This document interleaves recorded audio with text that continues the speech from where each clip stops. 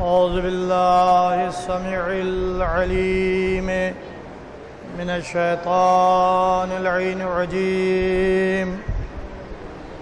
بسم الله الرحمن الرحيم. الحمد لله رب العالمين، والصلاة والسلام على أشرف الأنبياء والمرسلين وخاتم النبيين أبي القاسم محمد صلى الله عليه وسلم وعلى أهل بيته الطيبين الطاهرين المعصومين، ولعنة الله على أعدائهم أجمعين. أما بعد، فقد قال سبحانه تبارك وتعالى في قرآن المجيد والفرقان الحميد، وهو أصدق الصادقين وقوله الحق. بسم الله الرحمن الرحيم. إنا نحن نزلنا الذكر وإن له لحافظون. صلوات محمد وآل محمد. ابھی یہاں پہ ایک اعلان کے لیے مجھ سے کہا گیا ہے، ایک لڑکی تقریباً 7 سال کی جو معظم نگر سے درگاہ حضرت عباس آئی تھی، جس کا نام شائستہ ہے، وہ ابھی غائب ہے. اس کے والد یہاں پر ہیں. اگر کسی کو ملے، ایک بچی 7 سالہ شائستہ اس کا نام ہے، معظم نگر کی رہنے والی ہے، تو یہاں درگاہ کے آفس میں پہنچا دیں. آپ درگاہ سے آفس سے رابطہ کر لیجیے. ایک نعرہ صلوات.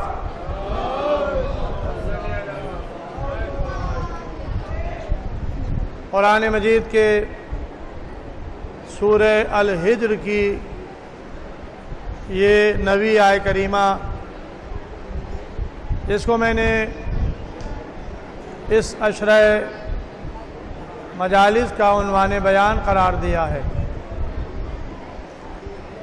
خداوند عالم اس آیت کے ذریعے سے یہ اعلان کر رہا ہے، یہ بتا رہا ہے کہ انا نحن نزلنا ذکرا، یقیناً بے شک ہم نے اس ذکر کو نازل کیا ہے. وَإِنَّ لَهُ لَحَافِظُونَ، اور بے شک ہم ہی اس کی حفاظت کرنے والے ہیں.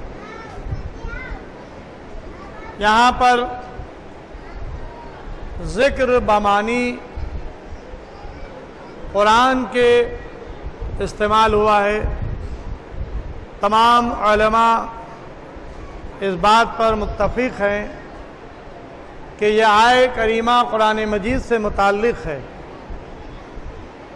کہ اللہ نے اس قرآن کو نازل کیا اور اس نے قرآن کی حفاظت کا اعلان کیا. نزول قرآن جو یک بارگی بھی ہے اور تدریجی بھی ہے. اس کے 2 نزول ہیں، 2 کیفیت نزول کی ہیں، ایک یک بارگی اور ایک تدریجی. ظاہر ہے کہ یہ جملہ میں نے استعمال کیا اور اصطلاحاً، لیکن اس کی وضاحت کر دوں تاکہ بچے بھی اس جملے کو سمجھ سکیں.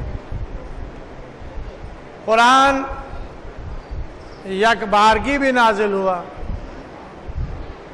اور بظاہر تدریجی بھی نازل ہوا. یہ دونوں صورتیں قرآن مجید ہی کی آیتوں سے واضح ہے.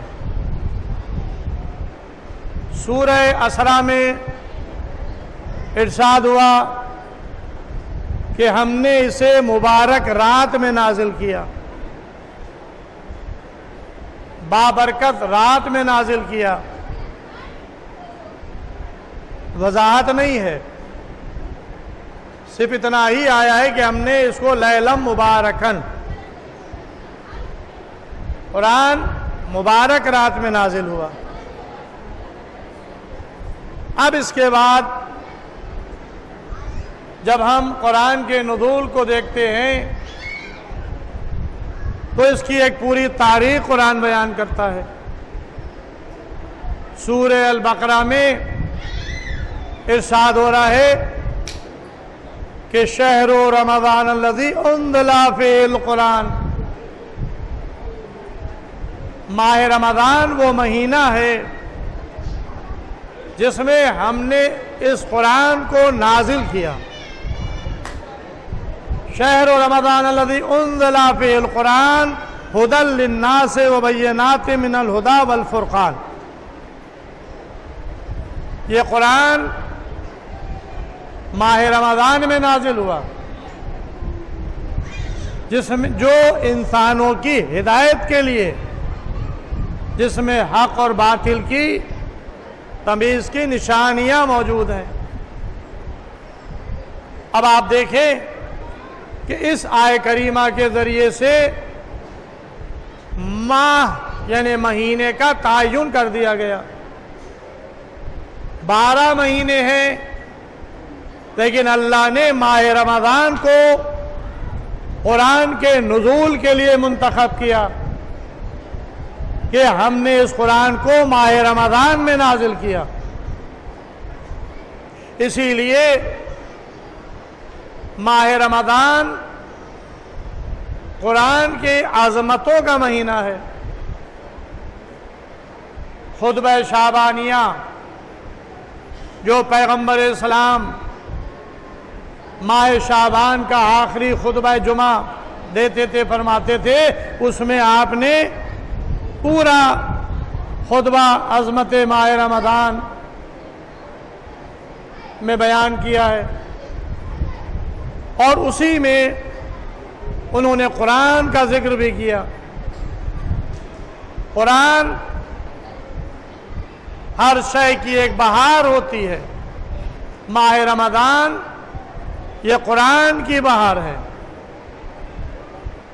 عام دنوں میں اگر کوئی قرآن مجید تمام کرے، پورا قرآن پڑھے، تو اسے ایک قرآن ختم کرنے کا ثواب ملے گا، لیکن پیغمبر اس خطبہ شعبانیہ میں فرماتے ہیں کہ اگر کوئی ماہ رمضان میں ایک آیت تلاوت کرے گا تو اللہ ایک آیت کے بدلے میں پورے قرآن ختم کرنے کا ثواب عطا کرے گا۔ ہر شے کی ایک بہار ہوتی ہے، رمضان یہ قرآن کی بہار ہے۔ اسی لیے آپ دیکھیں کہ جتنا قرآن ماہ رمضان میں تلاوت کیا جاتا ہے، پڑھا جاتا ہے، کسی اور مہینوں میں اتنا قرآن کی تلاوت نہیں ہوتی۔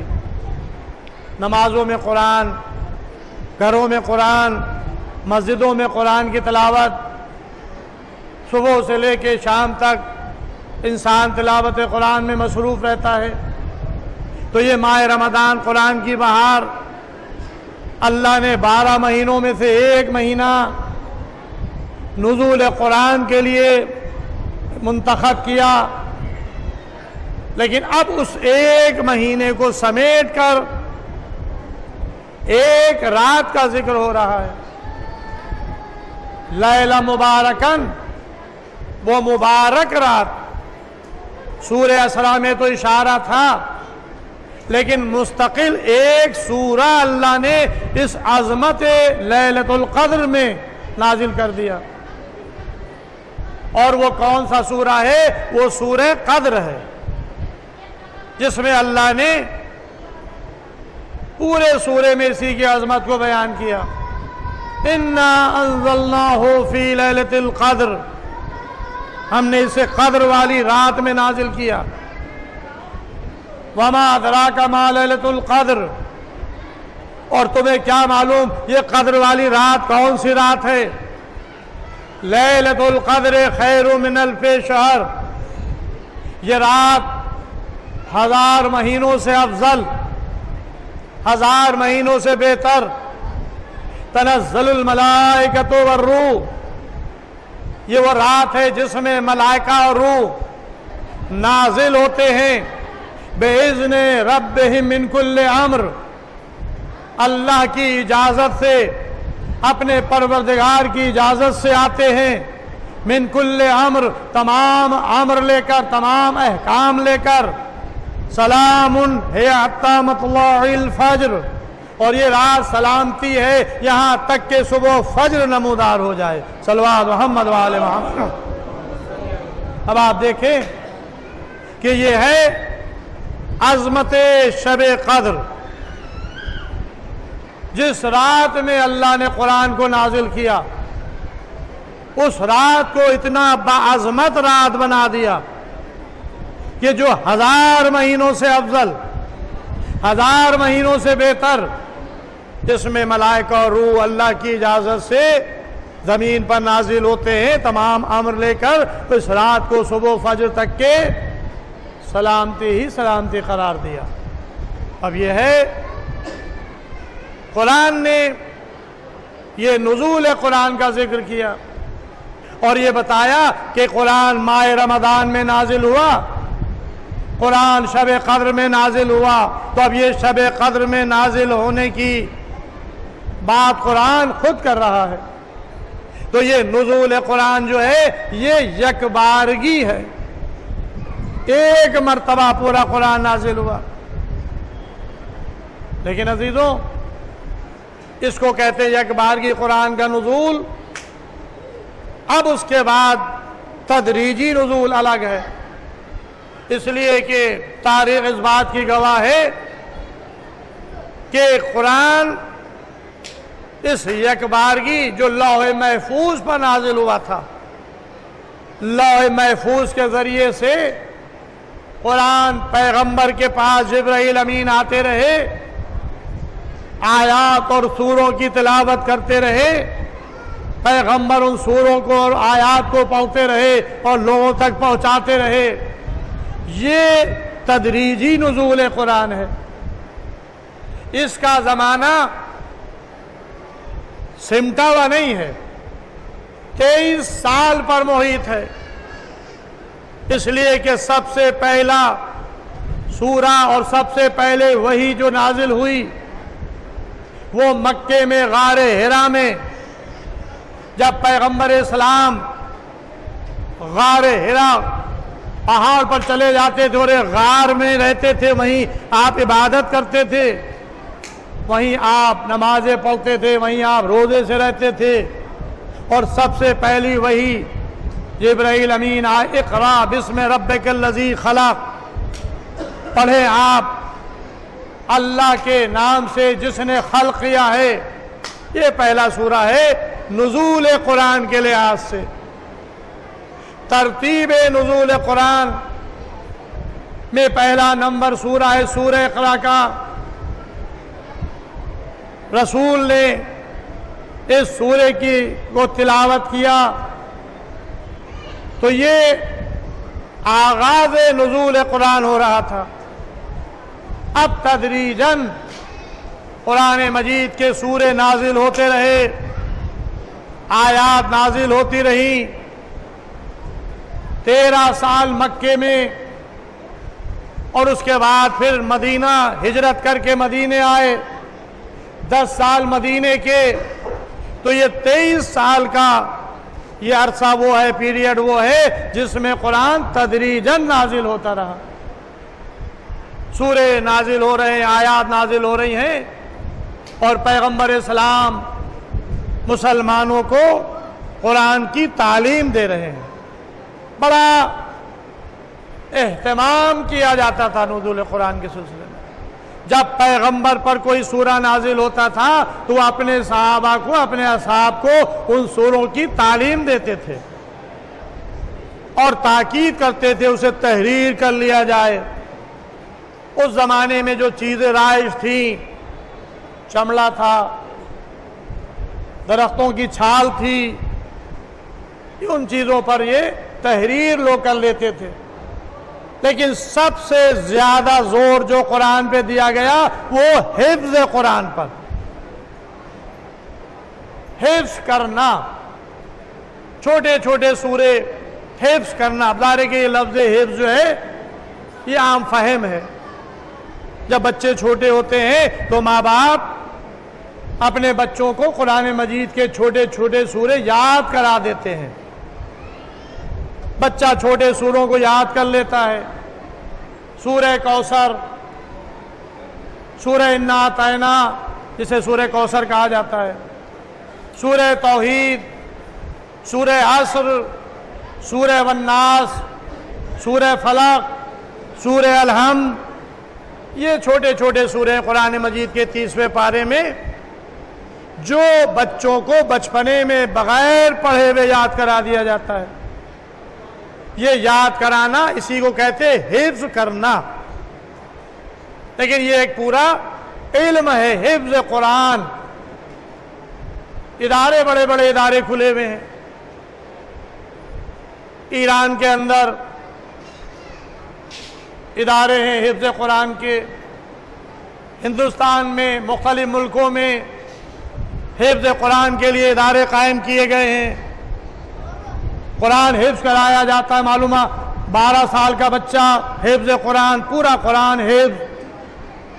تو یہ قرآن کو حفظ کرنا اور اس کی تلاوت کرنا، اس پر پیغمبر اسلام نے ابتدائی نزول قرآن سے زور دیا۔ لہذا جب پیغمبر اس دنیا سے گئے ہیں تو کئی ہزار قاری قرآن ایسے تھے جن کو پورا قرآن حفظ تھا، پورا قرآن یاد تھا۔ اور عزیزو، آج تو عالم اسلام میں لاکھوں قاری میں موجود ہیں، لاکھوں حافظ قرآن موجود ہیں۔ کچھ وہ ہیں کہ جو قرآن کو دیکھ کر پڑھتے ہیں، کچھ وہ ہیں جو قرآن کو بغیر دیکھے تلاوت کرتے ہیں۔ اب یہاں پر بھی مسئلہ ہے، قرآن بغیر دیکھ کر تلاوت کرنے میں اور قرآن کو دیکھ کر تلاوت کرنے میں فرق ہے۔ فرق یہ ہے کہ جو قرآن کی تلاوت کرے گا اس کو قرآن پڑھنے کا ثواب ضرور ملے گا، لیکن جو قرآن کو دیکھ کر پڑھے گا اس کو دوہرا ثواب۔ اس لیے ایک قرآن کو پڑھنے کا ثواب، ایک قرآن کو دیکھنے کا ثواب، اس لیے کہ اللہ نے قرآن میں 13 ثواب رکھا ہے۔ قرآن کے سننے کا بھی ثواب ہے، قرآن کو پڑھنے کا بھی ثواب ہے، قرآن کو دیکھنے کا بھی ثواب ہے۔ اگر قرآن کو دیکھیں گے تب بھی ثواب، قرآن کو سنیں گے تب بھی ثواب، قرآن کو پڑھیں گے تب بھی ثواب، تاکہ لوگوں میں زیادہ سے زیادہ شوق پیدا ہو قرآن کی طرف بڑھنے کا۔ کوئی یہ نہ کہہ سکے ارے ہم تو قرآن پڑھتے ہی نہیں، ہمیں تو پڑھنا ہی نہیں آتا تھا۔ ارے اگر تمہیں قرآن پڑھنا نہیں آتا تھا تو کم سے کم تم قرآن جب پڑھا جا رہا ہو تو قرآن کو سن لیتے۔ کوئی کہتا کہ ہمیں سننے کا بھی موقع نہیں ملا، اگر تمہیں سننے کا موقع نہیں ملا تو قرآن کو دیکھ لیتے۔ اس لیے کہ قرآن کو پڑھنے کا بھی ثواب ہے، قرآن کو سننے کا بھی ثواب ہے، قرآن کو دیکھنے کا بھی ثواب ہے، سننے کا بھی ثواب، پڑھنے کا بھی ثواب۔ اور بغیر، میں یوں ہی نہیں کہہ رہا ہوں، خود قرآن کی دلیل ہے۔ ارشاد ہو رہا ہے کہ جب قرآن کی تلاوت کی جائے وَإِذَا قَرَأْتَ الْقُرْآنَ فَاسْتَمِعُوا، جب قرآن کو پڑھا جائے، قرآن کی تلاوت کی جائے، فَاسْتَمِعُوا، پس تم قرآن کو خاموشی سے سنو، لَعَلَّكُمْ تُرْحَمُونَ، تاکہ اللہ تم پر رحمت نازل کرے۔ اب یہ کیا ہے؟ یہ ہے قرآن کو سننے کا ثواب، قرآن کو سننے کا ثواب، کہ جب قرآن کی تلاوت کی جائے فَاسْتَمِعُوا، پس تم خاموشی سے سنو تاکہ تم پر رحمت نازل کی جائے۔ علماء نے اسی لیے جہری نمازوں میں معمومین کے لیے یہ حکم آیا ہے۔ علماء نے مسائل کو بیان کیا ہے، فقہ کی کتابوں میں آپ کو یہ مسئلہ مل جائے گا۔ اگر نماز جماعت ہو رہی ہے اور نماز جماعت میں جہری نماز ہے، بلند آواز سے پڑھنے والی نماز، دو طرح سے نماز پڑھی جاتی ہے، ایک اخفاتی نماز، آہستہ پڑھنے والی نماز، ایک جہری نماز، بلند آواز سے پڑھنے والی نماز۔ اب یہ فقہی مسئلہ آ گیا ہے، میں بیان کر دوں۔ مرد اور عورت پر واجب ہے کہ ظہر کی 4 رکعت نماز، عصر کی 4 رکعت نماز، مغرب کی 3 رکعت نماز، عشاء کی 3 اور 4 رکعت نماز آہستہ پڑھے۔ مرد اور عورت دونوں پر واجب ہے۔ اگر کوئی بھولے سے آہستہ پڑھنے والی نماز کو بلند آواز سے پڑھنے لگے تو جیسے ہی یاد آ جائے فوراً آہستہ کر لے، لیکن اگر جان بوجھ کر کے ایسا کرے گا تو اس کی نماز صحیح نہیں ہے۔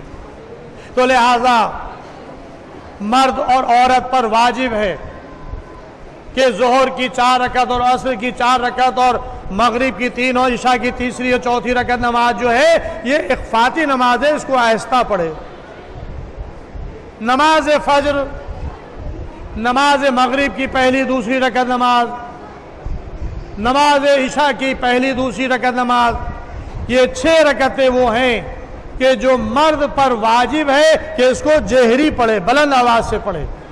اتنی آواز آپ کی بلند ہو کہ اگر کوئی پاس میں کھڑا ہے تو وہ آپ کی تلاوت، سوروں کی تلاوت کو سن لے۔ مرد پر واجب ہے، عورتیں بھی پڑھ سکتی ہیں بشرط یہ کہ کوئی نامحرم ان کی آواز کو نہ سن رہا ہو۔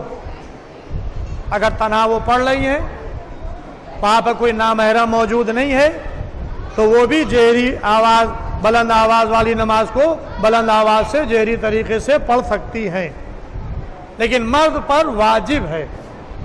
اب یہاں پر یہ مسئلہ میں نے آپ کے سامنے بیان کر دیا، فرادہ نماز پڑھ رہا ہے تو اسی انداز سے پڑھے گا، لیکن اب اگر نماز جماعت میں شریک ہیں تو کیا حکم ہے کہ امام جماعت جب ان جہری رکعتوں کو میں سوروں کو بلند آواز سے تلاوت کرے گا تو آپ کے لیے حکم ہے خاموش کھڑے رہیں، الحمد اور سورے کی آواز کو سنتے رہیں۔ مغرب کی 1 اور 2 میں، عشاء کی 1 اور 2 میں اور فجر کی 1 2 میں جماعت میں آپ کو امام جماعت کے ساتھ سوروں کی تلاوت نہیں کرنا ہے، خاموش کھڑے رہنا ہے، اس لیے کہ قرآن کہہ رہا ہے کہ جب قرآن کی تلاوت کی جائے تو خاموشی سے سنو، لعلکم ترحمون، تاکہ اللہ تمہارے اوپر اپنی رحمت کو نازل کرے۔ صلوات محمد وعلیہ۔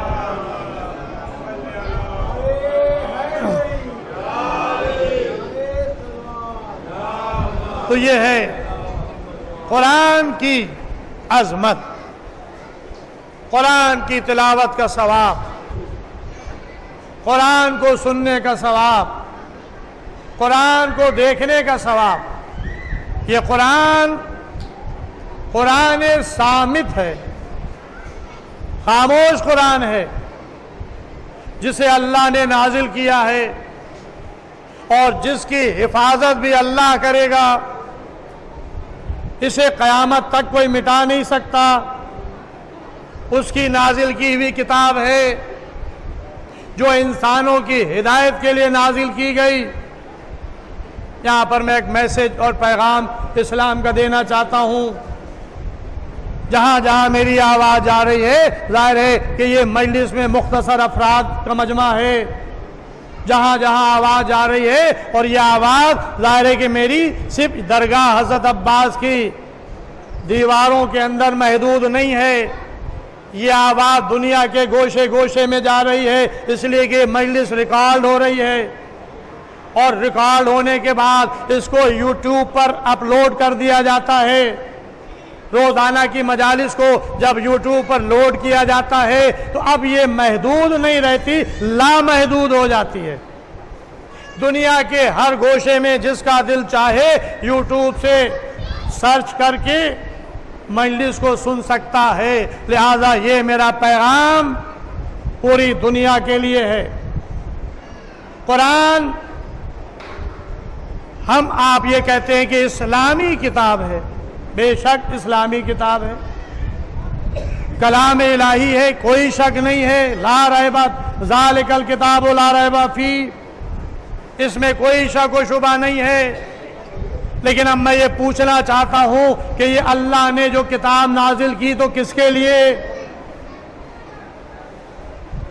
یہ قرآن بتائے گا مذہب و ملت سے ہٹ کر، فرقوں سے ہٹ کر آپ اس کو دیکھیں۔ ابھی میں نے سورہ بقرہ کی آیت کی تلاوت کی تھی، پھر دوہرا دوں، شہر رمضان الذی انزل فیہ القرآن، رمضان کا مہینہ وہ ہے جس میں اللہ نے قرآن کو نازل کیا،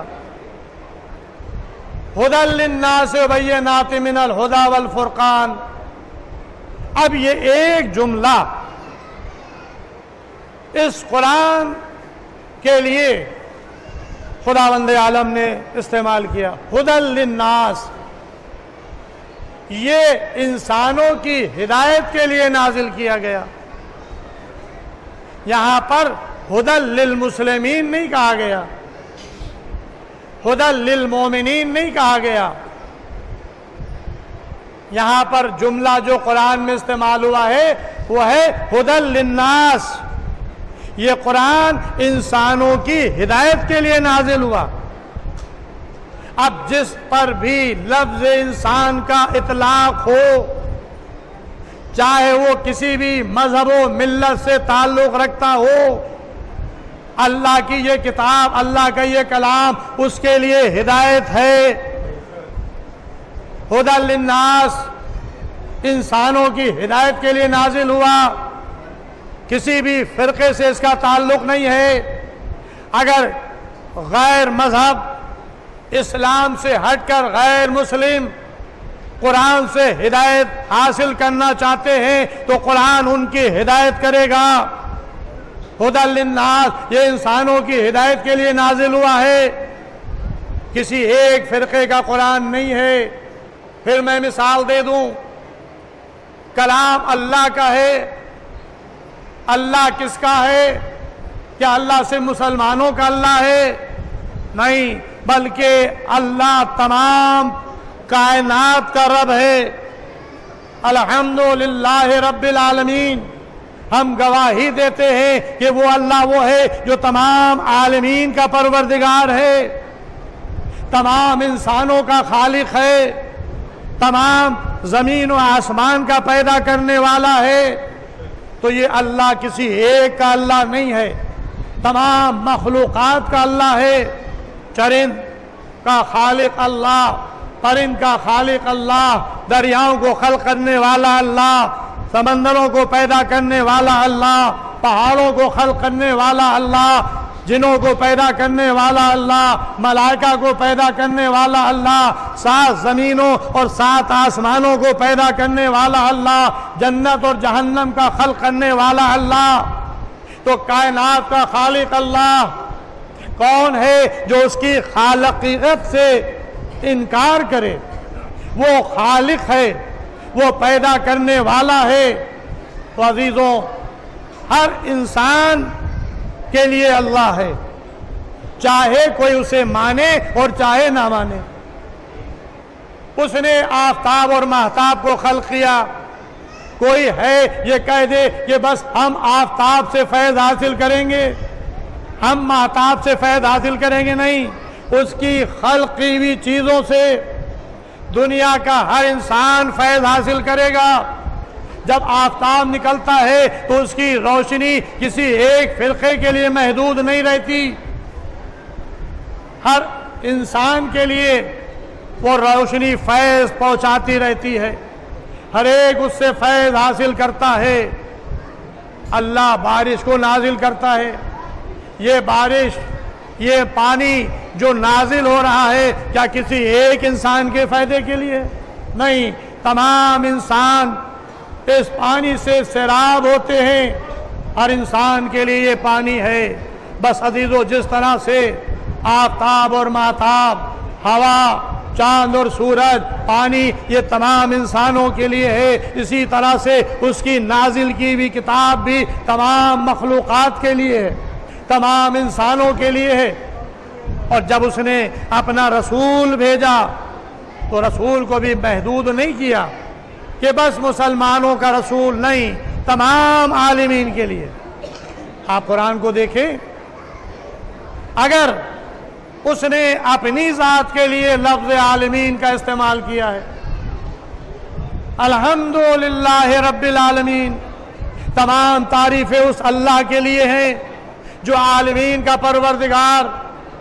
لفظ عالمین اس نے اپنی ذات کے لیے استعمال کیا، لیکن جب ہم قرآن میں پیغمبر کا تذکرہ دیکھتے ہیں تو بہت سے پیغمبر کے القاب اور آداب قرآن میں آئے ہیں، لیکن ایک آیت جس میں ارشاد ہو رہا ہے وَمَا أَرْسَلْنَاكَ إِلَّا رَحْمَةً لِلْعَالَمِينَ، اور ہم نے آپ کو نہیں بھیجا لیکن عالمین کے لیے رحمت بنا کر۔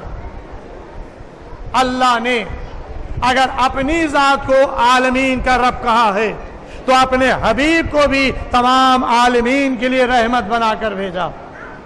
وَمَا أَرْسَلْنَاكَ إِلَّا رَحْمَةً لِلْعَالَمِينَ، اور ہم نے آپ کو نہیں بھیجا لیکن عالمین کی رحمت بنا کر۔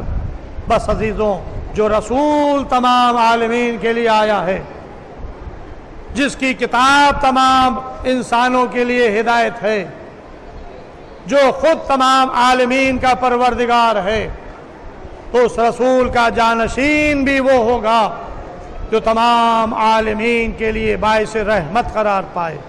عزیزوں، آج محرم کی 2 تاریخ ہو گئی، دوسری محرم کا آفتاب غروب ہو گیا۔ تاریخی اعتبار سے جب ہم واقعات کربلا پر نظر ڈالتے ہیں تو ہمیں یہ معلوم ہوتا ہے کہ حسین کا وہ قافلہ جو 18 رجب سن 60 ہجری کو مدینے سے روانہ ہوا تھا، حسین مدینے سے نکلے، مکے میں آئے، جو جائے امن تھی، امن کی جگہ حسین علیہ السلام شعبان، رمضان، ذیقعد، شوال، ذیقعد، ذی الحج، 8 ذی الحج تک امام حسین علیہ السلام مکے کی سرزمین پر رہے۔ جب تمام حاجی حج کے لیے مکے آئے ہوئے تھے، اس وقت حسین حج کو عمرہ مفردہ سے بدل کر مکہ چھوڑ رہے تھے۔ اس کی کیا وجہ تھی؟ سب حج کے لیے مکے آ رہے ہیں، عمرہ کر چکے ہیں، حج کا احرام باندھ کر ارکان حج کو ادا کرنے کے لیے آمادہ ہیں، اور حسین حج کو عمرہ مفردہ سے بدل کے مکے سے نکل رہے ہیں۔ اس کی وجہ کیا ہے؟ اس کی وجہ یہ تھی کہ یزید کے سپاہی حاجیوں کے لباس میں اسلحہ چھپا کر مکے میں آ گئے تھے، اور یہ پلاننگ تھی کہ جب حسین ارکان حج انجام دے رہے ہوں گے تو ان کو دوران ارکان حج قتل کر دیا جائے گا۔ اگر ایسا ہوتا تو پھر قرآن کی صداقت پر آنچ آ جاتی۔ قرآن میں اللہ نے کہا وَمَن دَخَلَ كَانَ آمِنًا، جو اس میں داخل ہو گیا وہ امن میں آ گیا۔ تو اگر حسین کا خون بہہ جاتا تو مکہ امن کی جگہ نہیں رہتی۔ جب رسول کے نواسے کا خون بہا اور رسول کے نواسا زخمی ہوا، قتل کیا گیا، تو غیر کے لیے کیا ہے؟ لہذا حسین نے عظمت خانہ کعبہ کو بچا لیا، حج کو ترک کر دیا، مکے سے نکل گئے۔ عرفات کے میدان میں آپ نے یادگار خطبہ ارشاد فرمایا جو خطبات امام حسین علیہ السلام میں ایک مخصوص خطبہ ہے، اور آپ عراق کی طرف روانہ ہو گئے، اس لیے کہ جب دوران قیام مکہ امام حسین علیہ السلام کے پاس کوفے سے خط آ رہے تھے، آپ کوفے آ جائیں، آپ عراق آ جائیں، ایک خط نہیں، تاریخ نے لکھا 1200 خطوط امام حسین علیہ السلام کے پاس کوفے سے آئے تھے۔ آخری خط جو آیا اس میں لکھا ہوا تھا، اے فرزند رسول، اگر آپ نہیں آئے تو ہم پیغمبر اسلام سے شکوہ کریں گے، شکایت کریں گے کہ ہم آپ کے نواسے کو دعوت دیتے رہے، مکے کوفے بلاتے رہے اور وہ نہیں آئے۔ جب یہ آخری خط آیا تو امام حسین علیہ السلام نے اپنے بھائی جناب مسلم بن عقیل کو بلایا، اور بلانے کے بعد کہا، بھائی میں تمہیں اپنا نائب، اپنا سفیر بنا کر کوفے کی طرف روانہ کر رہا ہوں، لہذا تم کوفے جاؤ۔ ہاں عزیزوں، 2 محرم سن 61 ہجری حسین کے کربلا پہنچنے کی تاریخ ہے۔ آج حسین کربلا کی سرزمین پر وارد ہوئے ہیں۔ مجھے اس کی تفصیلات ابھی بیان نہیں کرنا ہے، کیونکہ کربلا کا واقعہ رونما ہوا، مصائب آپ کے سامنے آئیں گے۔ اگر میں آج کی مجلس میں حسین کے سفیر کا بیان نہ کروں تو یہ حق کے عشرہ مجالس ادا نہیں ہوگا، اس لیے کہ کربلا کا مقدمہ ہے جناب مسلم بن عقیل۔ تنہا کوفے میں حسین کی نمائندگی کی ہے جناب مسلم بن عقیل نے۔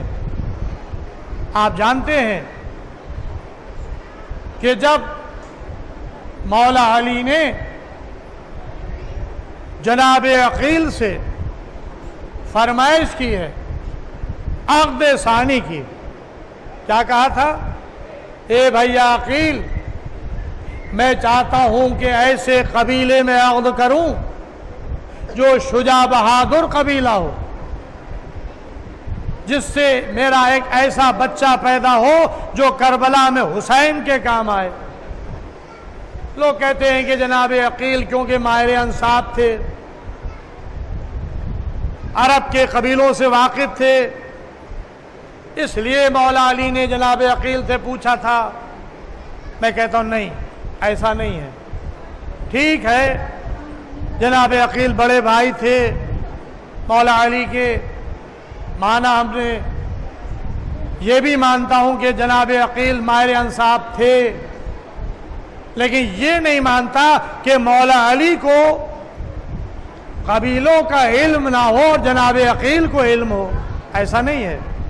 اس لیے کہ جب ہم جنگ صفین میں مولا علی کے واقعات کو دیکھتے ہیں اور وہ واقعہ سامنے آتا ہے کہ جب مولا علی دشمنوں کو قتل کر رہے تھے اور جب قتل کرتے تھے تو آواز تکبیر بلند کرتے تھے، اللہ اکبر کی صدا بلند کرتے تھے۔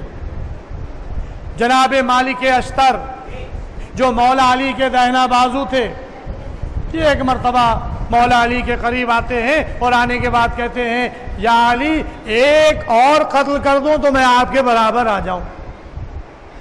تاریخی واقعہ، آپ کا سنا ہوا واقعہ ہے۔ تو مولا علی نے کیا جواب دیا تھا؟ اے مالک اشتر، تمہارا قتل کرنا اور میرے قتل کرنے میں فرق ہے۔ تمہارے سامنے جو آتا ہے تم تلوار چلاتے ہو اور قتل کر دیتے ہو، لیکن جب میں تلوار چلاتا ہوں تو میں اس کی پشتوں کو دیکھ لیتا ہوں کہ اس میں کوئی مومن پیدا ہونے والا تو نہیں ہے۔ تو جس علی کی تلوار صلبوں کو دیکھ کر چل رہی ہو تو کیا وہ قبیلوں سے واقف نہیں ہوگا کہ کون سا قبیلہ شجاع بہادر ہے؟ پھر کس لیے سوال کیا؟ سوال اس لیے کیا کہ علی چاہتے تھے کہ میں علم امامت سے جانتا ہوں کہ کل کیا ہونے والا ہے، جس کے لیے میں عباس کا ذخیرہ کر رہا ہوں تاکہ میری بات عقیل تک پہنچ جائے۔ میں عباس کے لیے، حسین کے لیے عباس کا ذخیرہ کر رہا ہوں، اور عقیل میرے حسین کے لیے اپنے بیٹے کا ذخیرہ کرے۔ تو لہذا اگر کربلا کے میدان میں علی کی نمائندگی عباس کر رہے تھے تو مقدمہ کربلا جناب مسلم بن عقیل، عقیل کے فرزند جناب مسلم کر رہے تھے۔ حسین نے اپنا سفیر، اپنا نمائندہ بنا کر جناب مسلم کو کوفے بھیج دیا۔ جناب مسلم کوفے میں وارد ہوئے۔ تاریخ لکھتی ہے کہ 18,000 مسلمانوں نے جناب مسلم بن عقیل کے ہاتھ پر حسین کی بیعت کی۔ جناب عقیل نے، جناب مسلم نے خط لکھا، آقا ہم کوفے پہنچ گئے، آپ کی بیعت 18,000 مسلمانوں نے کی ہے، مولا آپ کوفے آ جائیں۔ جناب مسلم کا خط امام حسین کی طرف روانہ ہوا۔ کب؟ کوفے جناب مسلم کے آنے کے بعد۔ لیکن ادھر کوفے کا گورنر اسے بدل دیا گیا۔ یزید نے نیا حاکم بھیجا، ابن زیاد۔ ادھر کوفے والے امام حسین کی آمد کے منتظر تھے، ادھر ابن زیاد اپنا لباس بدل کر سیاہ عمامہ سر پہ لگا کے، چہرے کو چھپا کر گھوڑے پر سوار کوفے میں داخل ہوا۔ اہل کوفہ منتظر تھے کہ حسین آ رہے ہیں، اور وہ یہ سمجھے کہ شاید حسین آ گئے۔ ابن زیاد اپنے چہرے کو چھپائے ہوئے ہے، سر پہ کالا عمامہ باندھے ہوئے ہے، جو سادات کی نشانی تھا۔ تاریخ لکھتی ہے دارالامارہ کے دروازے تک پہنچ گیا۔ کوفے والے نعرے بلند کرتے رہے اور یہ سمجھتے رہے کہ حسین آ گئے، لیکن جب دارالامارہ کے دروازے پر ابن زیاد پہنچا، اس نے اپنے چہرے سے نقاب کو ہٹایا، تب پتہ چلا کہ حسین نہیں ابن زیاد آیا ہے۔ اب ظاہر ہے کہ ایک پوری تاریخ ہے۔ زیاد ابن ابی معاویہ کے دور میں اسی کوفے کا گورنر حاکم رہ چکا تھا، جس نے چن چن کر علی کے شیعوں کو قتل کر دیا تھا۔ سن 61 ہجری میں اسی زیاد ابن ابی کا بیٹا ابن زیاد کوفے کا گورنر بن کر آیا، حکم دے دیا کہ جس نے مسلم بن عقیل کو پناہ دی اس کا جان و مال محفوظ نہیں ہے۔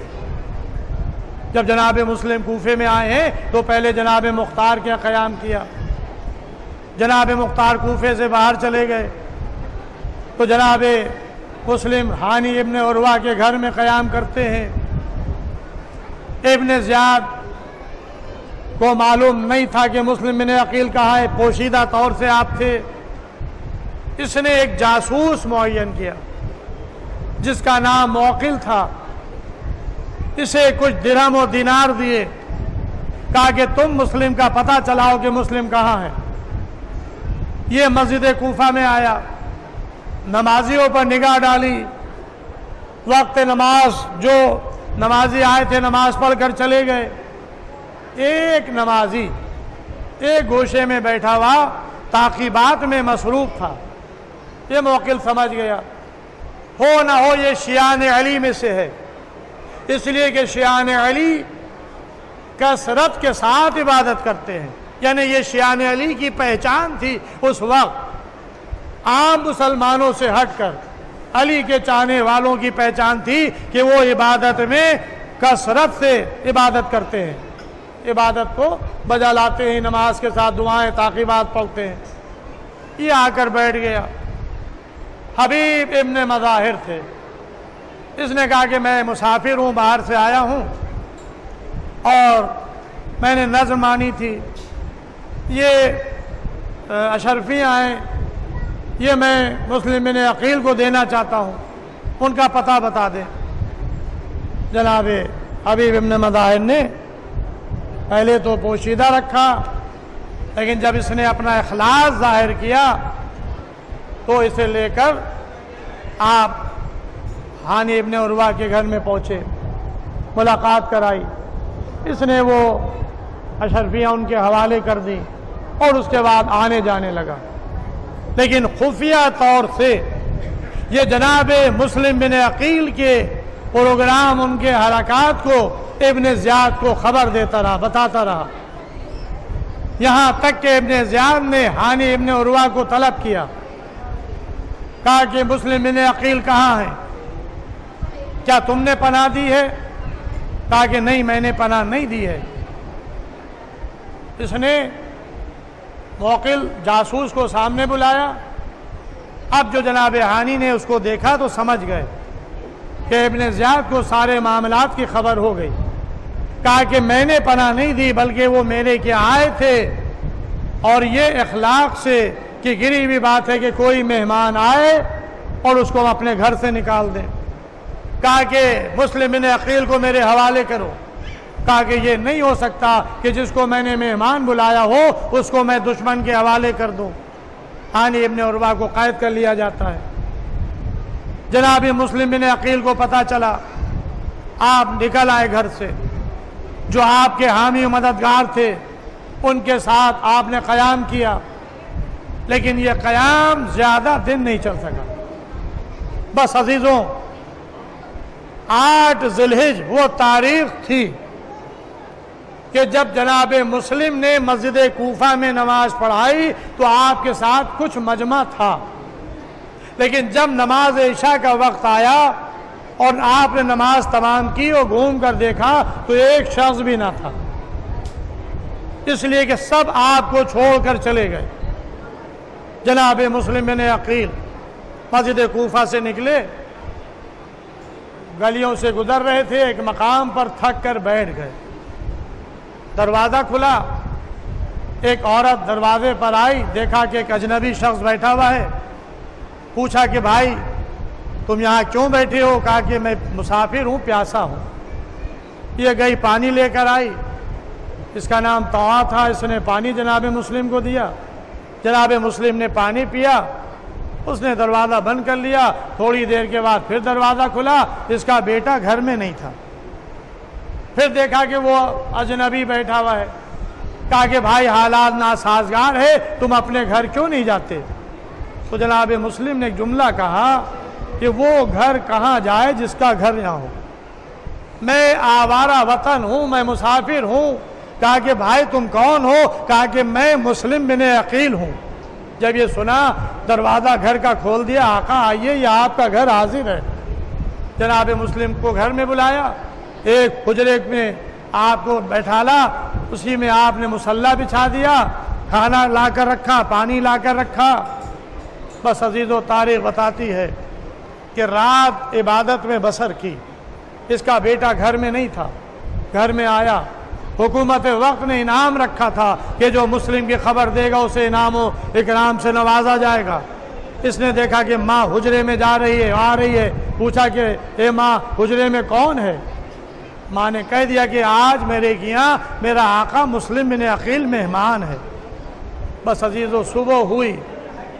یہ اعلیٰ صبح حکومت وقت کو جا کر خبر کرتا ہے کہ اے ابن زیاد, تو جسے تلاش کر رہا ہے وہ میرے گھر میں ہے. بس عزیزو, محمد بن اشعث 500 سواروں کو لے کر جناب مسلم کی گرفتاری کے لیے چلا. جناب مسلم مصلی پہ تھے, کھڑے ہو گئے, زرہ زیب تن کی, تلوار حمائل کی, چاہتے تھے کہ گھر سے نکلے. طاوا نے پوچھا کہاں چلے؟ کہا کہ تم نہیں سن رہی ہو کہ فوج ہماری گرفتاری کے لیے آ رہی ہے. بس ایک مرتبہ آپ گھر سے باہر نکل آئے, उधर मोहम्मद बिन अशस जनाब मुस्लिम को गिरफ्तार करने के लिए करीब आया। आपने जंग शुरू कर दी, तन्हा जंग कर रहे थे। फिर 500 सवार आए, फिर कत्ल किए गए, फिर 500 सवार आए। इब्न ज़ियाद ने कहा एक गिरफ्तार करने के लिए इतनी फौज ना काफ़ी? तो तारीखी जुमला है कि इब्न ज़ियाद को मोहम्मद बिन अशस ने कहलवाया कि तूने किसी कूफे के बनी बक्काल को गिरफ्तार करने के लिए नहीं भेजा है, ये बनी हाशिम का शेर है जिसका मुकाबला मैं कर रहा हूं। बस अजीजों, फौज ना काफी थी, धोखे से गिरफ्तार किया गया, एक गड़ा खोद दिया गया, खशो खाशाक से पुर किया गया। फौज जंग करते पीछे हट रही थी। जनाब मुस्लिम आगे बढ़ रहे थे कि एक मर्तबा गड्ढे में गिर गए। फौज ने चारों तरफ से गिरफ्तार कर लिया, हाथ रसन बस्ता करके लेके चले। दरबार इब्न ज़ियाद में जनाब मुस्लिम दाखिल हुए। खामोश हाकिम कूफा को सलाम नहीं किया। किसी खुशामदी ने कहा एक मुस्लिम तुमने अमीर को सलाम नहीं किया? तो जनाब मुस्लिम जवाब देते हैं कि मेरा अमीर सिवाय हुसैन के कोई और नहीं है। बस अजीजों, कहा कि प्यास लगी है, पानी ला कर दिया गया। दंदान मुबारक शहीद हो गए थे, पानी में खून गिरा, पानी फेंक दिया। कहा कि अब दुनिया का पानी मेरे नसीब में नहीं है, मैं वसीयत करना चाहता हूं। 3 वसीयतें की। मैंने आका हुसैन को खत लिखा था कूफे आ जाएं, लिहाजा उन्हें मना कर दिया जाए वे कूफे ना आए। मैं कूफे में आया था, मैं कर्जदार हो गया हूं, मेरी ज़रा बेचकर मेरा कर्ज अदा कर दिया जाए। जब मैं कत्ल कर दिया जाऊं तो मेरी लाश को दफन कर दिया जाए। 3 वसीयतें की। इब्न ज़ियाद ने हुक्म दिया कि जनाब मुस्लिम को ले जाया जाए दारुल इमारा की छत पर, इनको कत्ल करके इनकी लाश जमीन पर फेंक दी जाए। बस अजीजों, तारीख बताती है कि जनाब मुस्लिम को जल्लाद लेकर चला, दारुल इमारा की छत पर आया। जनाब मुस्लिम कहते हैं कि मुझे इतनी मोहलत दो कि 2 रकात नमाज अदा कर लूं। इजाज़त मिली, 2 रकात नमाज अदा की। नमाज तमाम करके आवाज़ देते हैं अस्सलामु अलैका या अबा अब्दुल्लाह, अस्सलामु अलैका या इब्न रसूलिल्लाह। हाँ, इधर मुस्लिम ने सलाम किया। हाँ अजीजों, मैं कहूँगा ये आका मुस्लिम, ये आपका अमल है जो हम भी नमाजों के बाद अदा करते हैं। जब हम नमाज से फारिग होते हैं, करबला का रुख कर कहते हैं अस्सलामु अलैका या अबा अब्दुल्लाह अजरुकुम अल्लाह। अजीजों, सलाम करना मुस्तहब है, जवाब सलाम वाजिब है। इमाम के लिए मसाफत की कैद नहीं, इमाम सबको देख रहा है, सबकी सुन रहा है। तारीख लिखती है कि जिस वक्त जनाब मुस्लिम ने कूफे के दारुल इमारा से अपने आका को सलाम किया, हुसैन ने राह करबला से आवाज दी वालेकुम सलाम या अखी मुस्लिम, ए मेरे भाई मुस्लिम, तुम पर भी मेरा सलाम हो। तारीख लिखती है कि यह आवाज ज़ैनब के कानों से टकराई। बहन आगे बढ़ी, ए भैया आपको किसी ने सलाम तो नहीं किया? मैंने नहीं देखा कि किसी ने आपको सलाम किया। अरे यह आपने जवाब सलाम किसे दिया? हुसैन कहते बहन ज़ैनब, मेरा भाई मुस्लिम मुझे सलाम कर रहा है, ये मैं अपने भाई को जवाब दे रहा हूँ। बस अजीज़ों, इल्म इमामत से हुसैन जानते थे कि मेरा भाई कत्ल कर दिया गया। ज़ाहिरी असबाब का इंतज़ार था।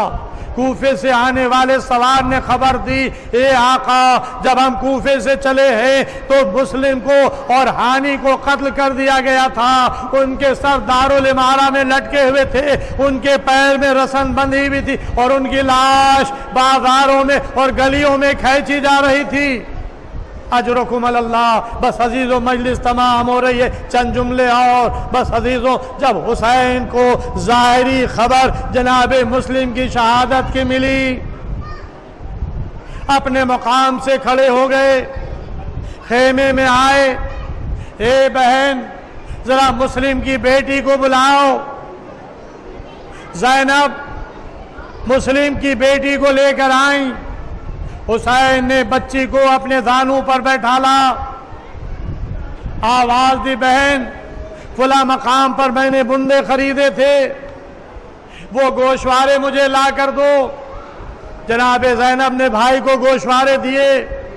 حسین نے اپنے ہاتھوں سے اس یتیمہ کے کانوں میں گوشوارے پہنائے، سر پہ دست شفقت پھیرنا شروع کیا۔ عزیزوں بنی ہاشم کی بچی تھی، زمین چچا کی گود سے کھڑی ہو گئی، چچا کو دیکھ کر کہا، اے چچا، ارے میرے بابا کی خیر تو ہے، ارے یہ آپ کا سلوک یتیموں کے ساتھ ہوا کرتا ہے۔ حسین کیا جواب دے؟ اے بیٹی آج سے مجھے اپنے بابا کی جگہ پر سمجھنا، میں کہوں گا آقا حسین یہ مسلم کی یتیمہ ہے۔ باپ سر کا سایہ سر سے اٹھا، ارے آپ نے کانوں میں گوشوارے پہنائے، سر پہ دست شفقت پھیرا، اے آقا حسین، ارے کربلا کے میدان میں آپ کی 3 سالہ بچی سکینہ آپ کی شہادت کے بعد ظالم منہ پر تماچے مار رہے تھے، کانوں سے گوشوارے چھین رہے تھے، سکینہ فریاد کر رہی تھی، اے چچا مدد کے لیے آؤ، اے آقا مدد کے لیے آؤ۔ انا للہ وانا الیہ راجعون، رضا بقضائہ وتسلیما لامرہ۔ اللہم اغفر للمؤمنین والمؤمنات والمسلمین والمسلمات الاحیاء منہم والاموات، تابع بیننا وبینہم بالخیرات، انکا مجیب الدعوات، انکا علی کل شیء قدیر۔ پروردگار عالم تجھے واسطہ محمد والے محمد علیہ السلام کا اس مختصر سی عبادت کو قبول فرما، اور ریس پر جہاں جہاں بھی شیعان حیدر کرار ماتمدار مظلوم کربلا ہے، ان کی جان مال عزت آبرو ناموس کی حفاظت فرما۔